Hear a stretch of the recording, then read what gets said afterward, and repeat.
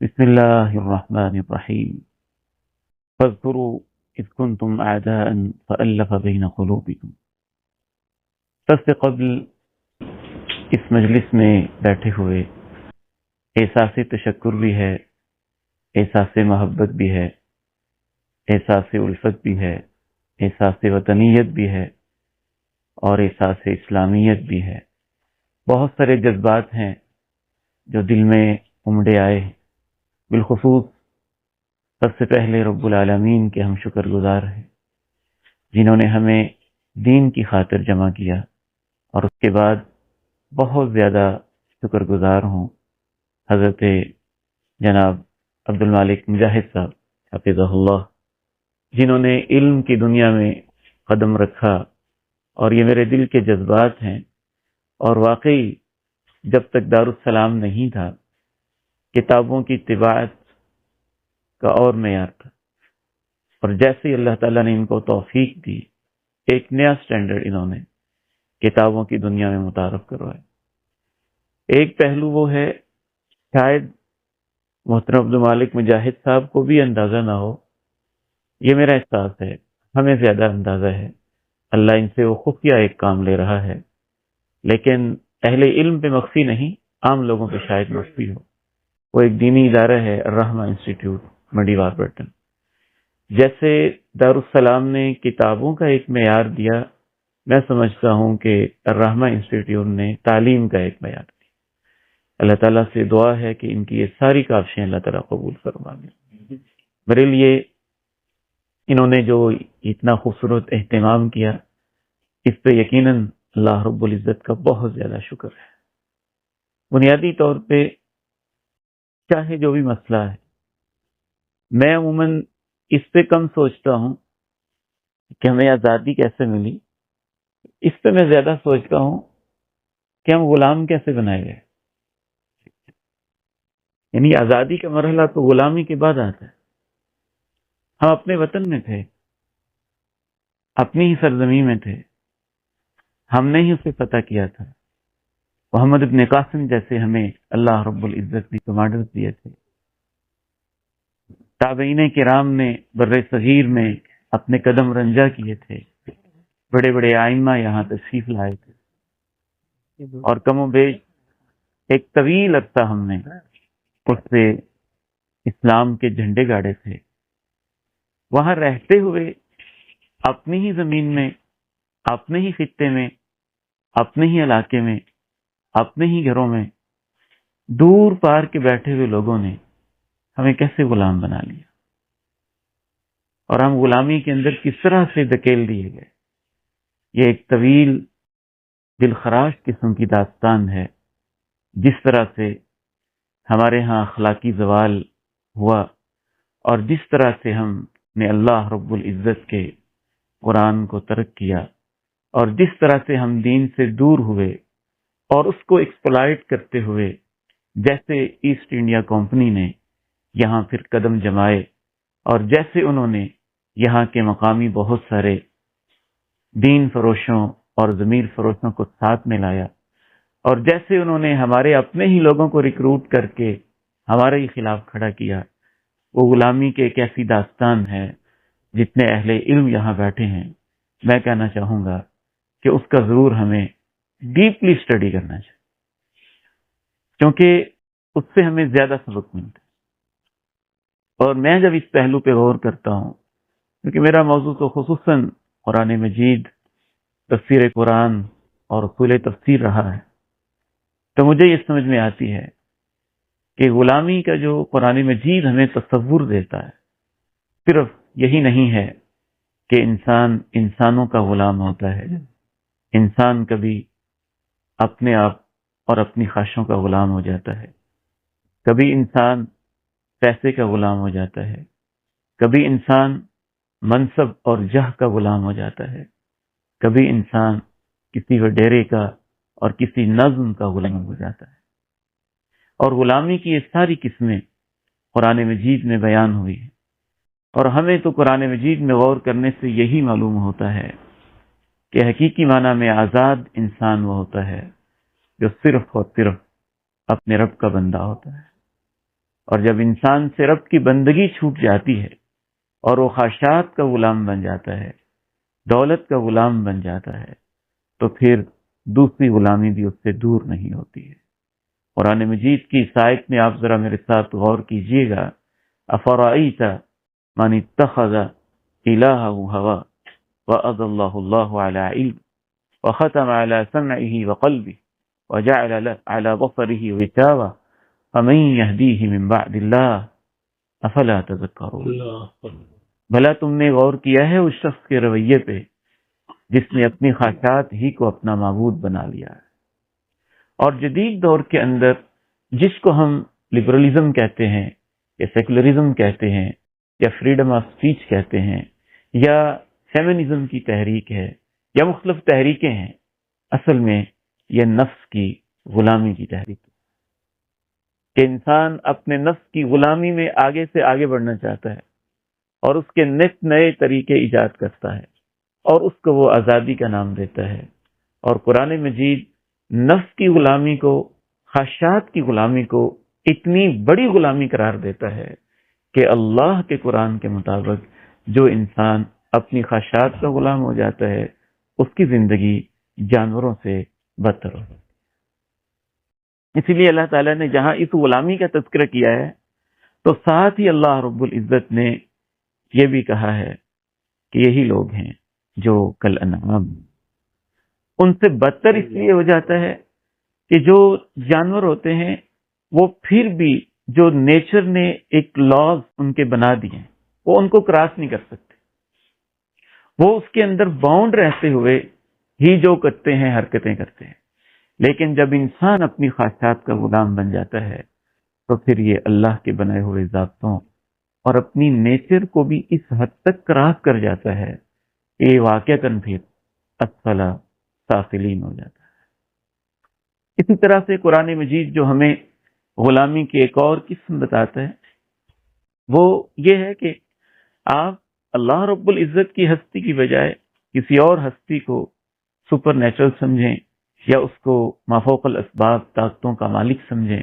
اور شرک کی کوئی بھی صورت آپ کی زندگی میں آئے، اور میں سمجھتا ہوں جس کو آج کی دنیا میں ایتھیزم کہا جاتا ہے یا الہاد کہا جاتا ہے، حقیقت میں وہ بھی نفس کی غلامی ہوتی ہے اور در حقیقت وہ بھی شرک کی آخر کار جا کے ایک صورت بن جاتی ہے۔ مسئلہ یہ ہوتا ہے کہ انسان کبھی کسی انداز میں اپنے نفس کی غلامی کرتا ہے اور کبھی کسی سلوگن کے تحت کرتا ہے۔ قرآن مجید ہمیں یہ بتاتا ہے کہ بعض دفعہ انسان اللہ رب العزت کے سامنے اپنے نفس اور مال کا اتنا بڑا پجاری ہو جاتا ہے، اس وجہ سے وہ اللہ کا انکار کر رہا ہوتا ہے کہ اللہ کے احکام اس کی خواہشوں کے سامنے رکاوٹ بن رہے ہوتے ہیں، تو وہ بجائے اس کے کہ اپنے نفس کو ایک مجرم ٹھہرائے وہ آزادی کا دعویٰ کر رہا ہوتا ہے، لیکن حقیقت میں اپنے نفس کی غلامی کے نت نئے طریقے ایجاد کر رہا ہوتا ہے۔ قارون کے پاس جو دولت تھی اور خزانے تھے، میرا احساس یہ کہتا ہے کہ وہ اندر سے اللہ کا منکر نہیں تھا، لیکن وہ دولت کی غلامی کے اندر اس قدر شدید ہو چکا تھا کہ اس کے لیے اللہ کو ماننا مشکل تھا۔ اس کی جتنی بھی استحصال کے انداز تھے ان کے اوپر ایک زد پڑتی تھی، تو اس لیے اس نے کہا انا اوتیتہ علی علم عندی، یہ تو میری اپنی سکل ہے جس وجہ سے اللہ رب العزت کی اس زمین کے اوپر مجھے کوئی دینے والا نہیں ہے، نہ وہ ہے، یہ تو میری اپنی سکل ہے اور میرا نہیں خیال کہ کوئی میرا حساب کتاب ہوگا، اگر حساب کتاب ہوا بھی تو جتنا میرے پاس یہاں ہے اس سے زیادہ وہاں بھی میرے پاس ہو۔ تو فرعون بھی اپنے نفس ہی کا غلام تھا، تو وہ لوگوں کو دھوکہ دینے کے لیے کہتا تھا انا ربکم الاعلی۔ میں یہ سوچ بھی نہیں سکتا کہ وہ اندر سے یہ کہتا ہوگا۔ وہ بھی قضاء حاجت کرتا تھا، اس کو بھی انسانی ضروریات لاحق تھی، اس کی بھی مجبوریاں تھیں، بیماریاں اس کو بھی آتی ہوں گی، لیکن لوگوں کی آنکھوں میں دھوکہ دینے کے لیے، اور اللہ رب العزت نے اس کے دھوکے کو ایسے ختم کیا کہ پھر جب اسی دریا جس کے اوپر وہ بڑا ناز کرتا تھا هذه الانہار تجری من تحتی، یہ دریا تو میرے ماتحت ہیں، دریا کے اوپر معیشت ہے، دریا کے اوپر ان کی ساری اکانومی ہے، تو گویا وہ سمجھتا تھا کہ یہ سارے میرے غلام ہیں، نہریں میری ماتحت ہیں، یہ آبی نظام میرے ماتحت ہے، ساری اکانومی ان کی میرے ہاتھ کے اندر ہے، تو میں ہی تمہارا سب سے بڑا رب ہوں۔ لیکن جب ڈوبنے لگا تو پھر اس نے بھی کہہ دیا تھا کہ میں موسیٰ اور ہارون کے رب کو مانتا ہوں۔ اور مجھے یہ شدت کے ساتھ احساس ہوتا ہے کہ ہماری جو نئی جنریشن ہے، ضرورت ہے کہ ان کو غلامی کے سارے کے سارے جو قسمیں قرآن مجید کے اندر بیان ہوئی ہیں، جس میں خواہشات کی غلامی ہے، اللہ کے علاوہ کسی اور نظام کی غلامی ہے، اللہ کے علاوہ کسی اور ہستی کی غلامی ہے، یا توہمات کی غلامی ہے، توہم پرستی کی غلامی ہے، یا شرک کی غلامی ہے، یہ ساری ہی غیر اللہ کے علاوہ کسی بھی چیز کا جب انسان غلام بن جاتا ہے تو انسانی وقار، انسانیت اس کے ہاتھ سے جاتی رہتی۔ دوسری بات اس حوالے سے میں آپ کے ساتھ یہ شیئر کرنا چاہوں گا کہ ہمیں اپنی نسل نو کو اس نہج کے اوپر باقاعدہ تاریخ پڑھانے کی ضرورت ہے۔ ہم کون ہیں، ہمارے ساتھ کیا ہوا اور کیا کھیل کھیلا گیا۔ میں شیخ صاحب مجاہد صاحب سے خصوصاً کہوں گا، میں سٹاف میں ایتھیسٹ لوگوں کے ساتھ بھی بیٹھتا ہوں، لبرل لوگوں کے ساتھ بھی بعض دفعہ بات ہوتی ہے، اور میں نے خصوصی طور پہ یہ محسوس کیا ہے ہماری نوجوان نسل کو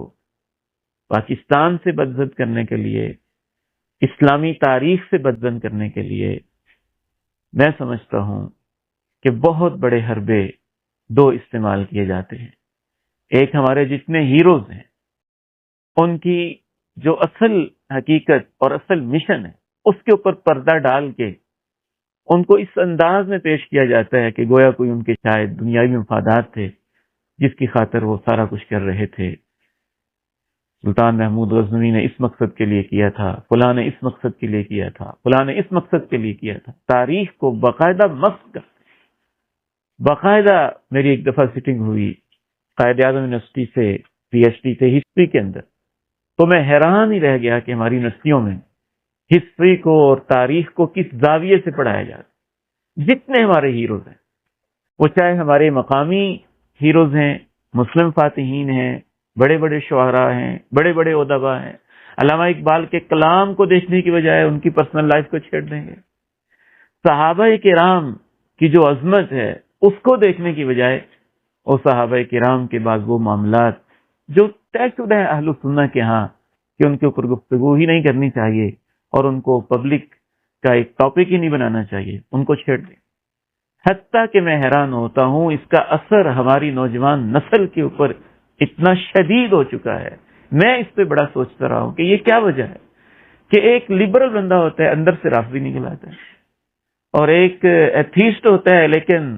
بعض خاص مواسم کے اندر اس کے اندر بھی رافضیت کے جراثیم ہمیں نظر آ رہے ہوتے ہیں۔ تو مجھے غور کرنے سے یہی سمجھ میں آئی کہ اصل میں وہ ہماری تاریخ کو مسخ کر کے پیش کرنا چاہتے ہیں، اور جب وہ مسخ کرتے ہیں پھر ہمارے نوجوانوں سے وہ ایک موٹیویشن، وہ انسپائریشن، وہ ایک پیشن اور وہ ایک مشن جو اسلام ان کے دلوں کے اندر پیدا کرنا چاہتا ہے، وہ اس ذریعے سے اس چیز کو ختم کرنا چاہ رہے ہیں۔ ایک تیسری بات اس حوالے سے میں یہ عرض کرنا چاہوں گا،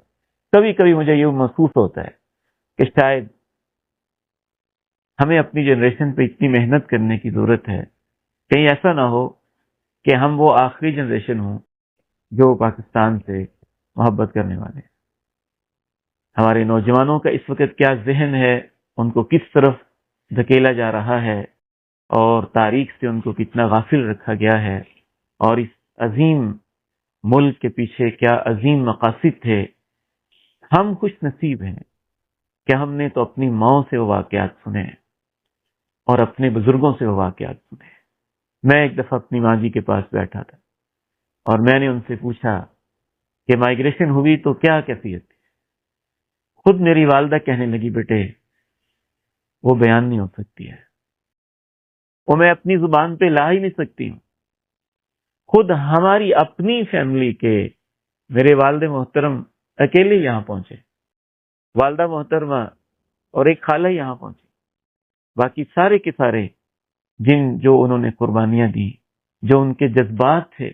اور ایسے ایسے بزرگ اس طرح سے وہ وطن پاکستان سے دین کی خاطر محبت کرتے تھے کہ ایک بابا جی جب ان کو پکڑا گیا تو انہوں نے اپنا عصا کہا کہ میں تو شاید وہاں نہ پہنچوں، میرا عصا ہی پاکستان میں لے جاؤ، میرے لیے یہی غنیمت ہے، اسی کو تم وہاں پہ لے جانا۔ تو ایک بہت بڑا مشن تھا جس کی خاطر ہم نے اس سرزمین کو حاصل کیا تھا، لیکن ہمارے اندر سوشل میڈیا کی وجہ سے، تربیت کی کمی کی وجہ سے جو ہماری جنریشن ہے، اس کا ہمیں بہت زیادہ فکر کرنے کی اور بہت زیادہ توجہ کی ضرورت ہے۔ اور میں سمجھتا ہوں وہ توجہ، وہ تربیت اس کے بغیر ممکن نہیں ہے کہ وہ اس نہج پہ ہو جو قرآن اور سنت نے ہماری تربیت کی ہے۔ میں تو یہ شدت کے ساتھ محسوس کرتا ہوں جو میں نے زندگی گزاری ہے مختلف فیلڈز کے اندر، کہ اگر ہم کسی اور حوالے سے اسلام سے محبت نہ بھی کریں، خصوصاً وہ لوگ جو صرف نیشنلزم کا ڈنڈورا پیٹتے ہیں یا خاص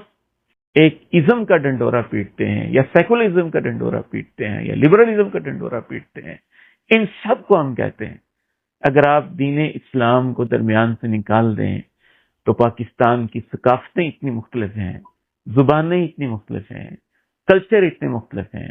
ان کی باہم مخاصمت اتنی ہے، آپ مجھے وہ فارمولا بتا ہی نہیں سکتے جس بیس پہ آپ اس قوم کو یونیفائی کریں گے اور اس قوم کو متحد کریں گے۔ اگر آپ دیندار نہیں بھی ہیں، یعنی وہ لوگ بھی جو چلیں دیندار نہیں ہیں، اپنے وطن کی محبت کا دعویٰ کرتے ہیں، ہم ان سے بھی کہتے ہیں کہ اس کے بغیر تو تم اپنے وطن کی بنیاد پر بھی لوگوں کو اکٹھا اور متحد نہیں کر سکتے۔ کراچی میں کیا کچھ ہو رہا ہے، کیا لسانی اختلافات ہیں، بلوچستان میں کیا ہو رہا ہے، ایک ایک خطہ کیسے آگ سے سلگ رہا ہے، وہ سب ہمارے سامنے ہے۔ اور اس پوری کی پوری آگ کے اوپر اگر آپ پانی لگا کے اس کو بجھانا چاہتے ہیں تو اس کا حل وَاعْتَصِمُوا بِحَبْلِ اللَّهِ جَمِيعًا کے علاوہ ہمیں کوئی سمجھ نہیں۔ اور اللہ کا خاص فضل اور خاص احسان ہے۔ چوتھے نمبر میں یہ بھی کہنا چاہوں گا، اگرچہ امت کو بہت لیٹ احساس ہوا لیکن یہ احساس بھی بہت خوش آئند ہے، بہت ہی خوش آئند ہے۔ کبھی کبھی تو میں غور کرتا ہوں تو مجھے یوں لگتا ہے گلوبل سطح کے اوپر بھی ہم نے شاید اس کو ڈیپلی نہیں دیکھا، لیکن مجھے محسوس ہوتا ہے کہ اس وقت انٹرنیشنل لیول پہ جس طرح سے بین الاقوامی طاقتوں نے فورم بنائے ہوئے ہیں، وہ اصل میں سارا فریم ورک اس امت کا دیا ہوا ہے، اس امت کا دیا ہوا ہے۔ اگر آپ اس کی جڑوں کو دیکھیں گے تو وہ خلافت اسلامیہ کے تصور سے مستعار لیا ہوا ہے۔ ہمیں جس وحدت کی ضرورت تھی، جس اخوت کی ضرورت تھی، ٹھیک ہے ہمیں جلدی اس کا احساس نہیں ہو سکا۔ افغانستان میں ہمارے ساتھ کیا ہوا، کبھی عراق میں ہمارے ساتھ کیا ہوا، کبھی فلاں ملک کے اندر کیا ہوا، کبھی فلسطین اور غزہ میں کیا ہوا، کشمیر اور چچنیا کے اندر کیا ہوا، پھر بھی اللہ کا بہت شکر ہے کہ امت کو اگرچہ صدیوں کے بعد احساس ہوا، لیکن احساس تو ہوا کہ ہمیں اکٹھے ہونا ہے۔ اور ہم یہ محسوس کرتے ہیں کہ اس وحدت کے اندر مملکت سعودی عرب کا، خادم حرمین شریفین کا بہت بڑی ایک کنٹریبیوشن ہے۔ ظاہر اس کے پیچھے ایک لمبی کوشش ہے، جد و جہد ہے، اور اس جد و جہد کے بعد ہی پاکستان اور ترکی اور سعودی عرب، تین ممالک کے اندر جو ایک دفاعی معاہدہ ہوا ہے، میں سمجھتا ہوں جھلستے ہوئے اس موسم میں اور چلچلاتی اس دھوپ کے اندر ایک ہوا کا بہت خوبصورت اور ٹھنڈا جھونکا ہے، جس سے ہمارے دل ٹھنڈے ہوئے ہیں اور یہ امید پیدا ہوئی ہے کہ انشاءاللہ تعالی اگر اس میں اخلاص پیدا ہو جائے، للہیت پیدا ہو جائے، اور امید ہے ہوگا، لیکن اگر واقعی اس کو خالص دینی بنیادوں پہ، اسلامی بنیادوں پہ، مکہ مکرمہ کی بنیادوں پہ، حرمین شریفین کی بنیادوں پہ خالصتاً اس نقطہ نظر سے اگر اس کی توسیع ہوتی ہے تو بہت ممکن ہے کہ امت کا وہ عہد رفتہ واپس آ جائے جس سے ہم ایک عرصہ ہوا اداس ہو چکے ہیں، اور ہماری آنکھیں وہ ٹھنڈک دیکھیں اور ہمارے دلوں کو وہ سکون ملے جس کے لیے ہم ایک بڑے عرصے سے ترس رہے. آخر میں ایک بات، یہ تو ان کی محبت ہے کہ اس مناسبت سے انہوں نے چند باتوں کے لیے مجھے کہا اور میں نے ٹوٹی پھوٹی اپنی فیلنگز آپ کے سامنے رکھی. لیکن ایک بنیادی چیز جو اصل خاکہ میں اپنے حوالے سے چاہتا ہوں کہ میں اس پہ زیادہ ورک کروں اور اس پہ امت زیادہ ورک کرے، وہ واللہ عالم مجھے لگتا ہے میرے اور آپ کے دل کا حاصل ہے. دلوں پہ محنت کی بہت ضرورت. اصل یہ سارے معاملات امت کے ساتھ ہوتے ہی اس وقت ہیں جب دلوں کی زمینیں بنجر ہو جاتی ہیں. مجھے تو یہ محسوس ہوتا ہے کہ جیسے یہ کمکمے روشن ہے اور یہ اسی چل رہا ہے، اگر اس کا کنیکشن کاٹ دیا جائے اس پاور کے ساتھ جو الیکٹریسٹی کے ذریعے سے اس کو فراہم کیا جا رہا ہے، تو جیسے یہ مردہ ہو جاتے ہیں. امت اس وقت مردہ ہوتی ہے جب اس کا تعلق اللہ کے ساتھ ختم ہو جاتا ہے یا اللہ کے ساتھ کمزور ہو جاتا ہے. تو امت کی وحدت کا فارمولہ بھی قرآن مجید نے ہی بتایا ہے، وَاعْتَصِمُوا بِحَبْلِ اللَّهِ. ایک جگہ پہ یہ ہے تو ایک جگہ وَاعْتَصِمُوا بِاللَّهِ، اللہ کو پکڑ لو. اللہ کے اسماء حسنہ، اللہ کا تعارف، اللہ کی محبت، اللہ کے لیے اخلاص، اللہ کے لیے کام کرنا، اس کے دل میں بٹھانا. جو اللہ تعالیٰ نے اس چیز کے اندر برکت رکھی ہوئی ہے، اور اس کی برکت سے جو مسائل ہوتے ہیں دنیا میں کسی اور چیز کے اندر اللہ رب العزت نے وہ برکت رکھی ہی نہیں. امام ابن قیم الجوزیہ رحمہ اللہ تعالی ایک مقام پہ لکھتے ہیں کہ دیکھو، دل کے اندر ایک ایسا گوشہ اللہ نے رکھا ہے جس میں سکون اللہ کی محبت کے علاوہ آ ہی نہیں سکتا ہے، اور تب تک اسے سکون اور راحت نہیں مل سکتا جب تک کہ انسان کا تعلق اللہ تعالیٰ کے ساتھ مضبوط نہیں ہوتا. اور ہماری یہ گیدرنگ یا یہ اجتماع، یہ بھی بعض دفعہ دل کی صفائی کا ذریعہ ہوتا ہے. نبی کریم علیہ السلام مدینہ منورہ میں جب آپ نے پہلا خطاب کیا ہے، عبداللہ ابن سلام رضی اللہ تعالیٰ عنہ کہتے ہیں جامع ترمذی میں، تب ابھی یہودی تھے، کہتے ہیں لیکن مجھے شوق تھا کہ مسلمانوں کا پیغمبر آ رہا ہے تو ان کا پہلا ایڈریس کیا ہوتا ہے، میں اس کو سنوں گا غور سے. انجفل الناس، تمام لوگ دوڑ کے گئے. تو کہتے ہیں کہ میں بھی چلا گیا، میں نے غور سے سنا کہ مسلمانوں کا پیغمبر کا پہلا خطاب کیا ہوتا ہے.